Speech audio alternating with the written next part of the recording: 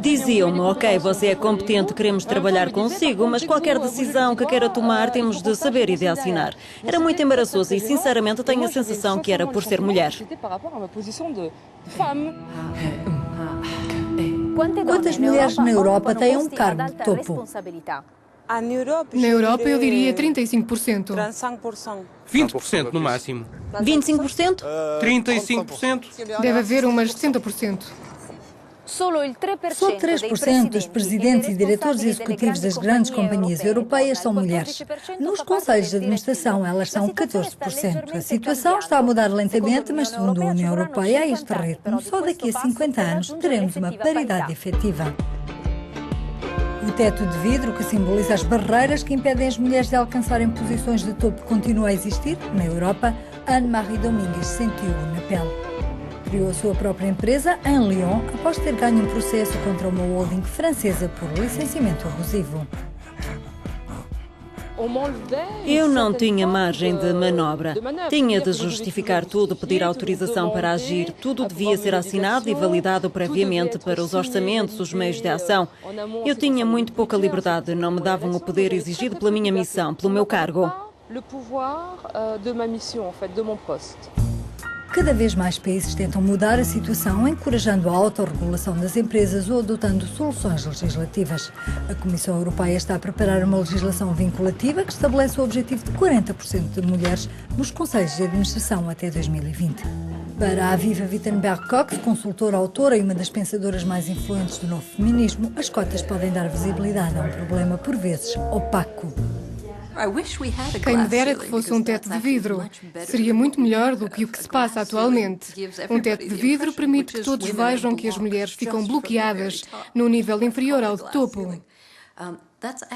Mas não é isso que se passa na maioria das empresas.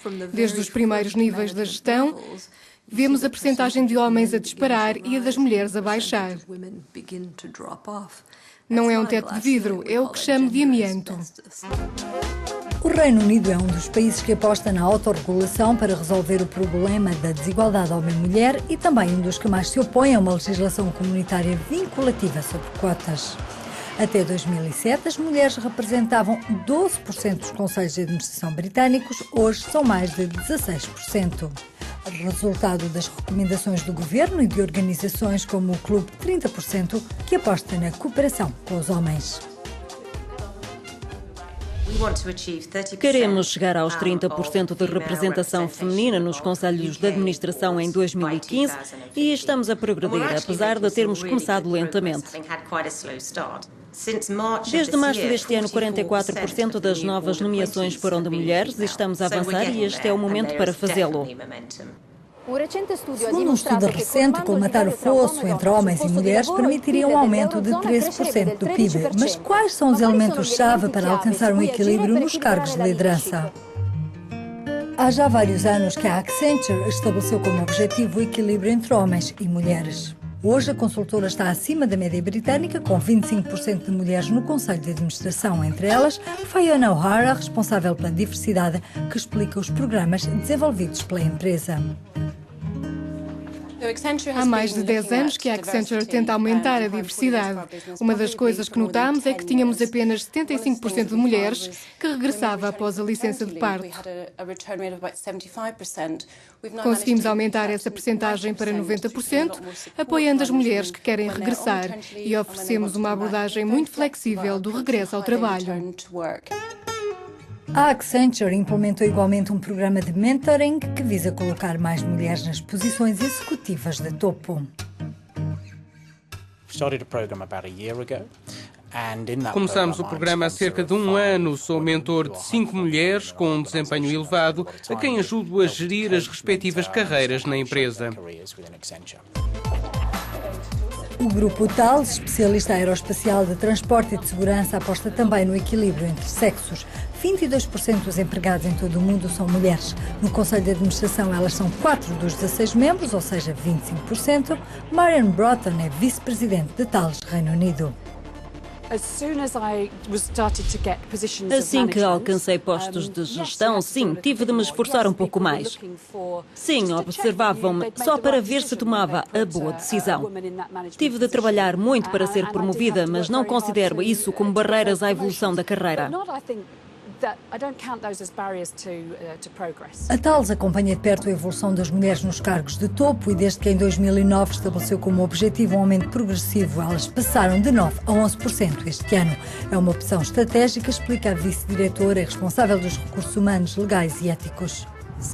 O importante é que a empresa faça o seu próprio caminho.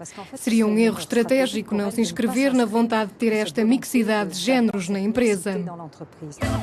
A França é um dos países que, juntamente com a Itália, a Bélgica, a Espanha e a Holanda, adotou uma lei sobre as cotas de mulheres nos conselhos de administração das empresas. Em 2017, elas devem ser 40%. O espaço ocupado pelas decisoras em França tem estado em constante aumento. Elas eram apenas 9% em 2007, hoje já são 22%, 10 pontos mais do que há um ano, quando a lei foi adotada. Apesar de funcionarem, as cotas geram controvérsia por causa das sanções, mas também pela questão do mérito. São criticadas por homens e mulheres, como a diretora executiva da EuroCRM. As cotas normalmente dirigem-se a minorias e por isso podem ter uma conotação negativa. Pode-se eventualmente dizer: você é mulher e você só está neste cargo, ou você só tem um lugar neste conselho de administração porque é mulher e porque há cotas. Viviane Reding, vice-presidente da Comissão Europeia e mãe da legislação, explica que as cotas têm um caráter temporário só até que o equilíbrio entre homens e mulheres nos conselhos de administração seja alcançado. Seria um grande erro nomear mulheres só por serem mulheres. Há que nomeá-las por terem talento, por serem competentes, por serem uma mais-valia. Não se trata apenas do fator feminino, trata-se de capacidade humana. E não estaríamos a agir bem se excluíssemos uma parte das nossas capacidades humanas só por serem mulheres. As cotas nos conselhos de administração podem ser um marco na igualdade entre homens e mulheres, mas será que terão consequências na forma como as empresas são geridas? Para Aviva Wittenberg-Cox, conselhos de administração mistos não são sinónimo de empresas paritárias. O melhor indicador do equilíbrio de géneros não é o tão falado Conselho de Administração Misto. Um indicador ainda melhor é o Comitê Executivo, aquele que realmente gera a companhia. Os conselhos de administração são fáceis de equilibrar, basta colocar algumas mulheres que não sejam diretoras executivas. E é isso que muitas companhias estão a fazer.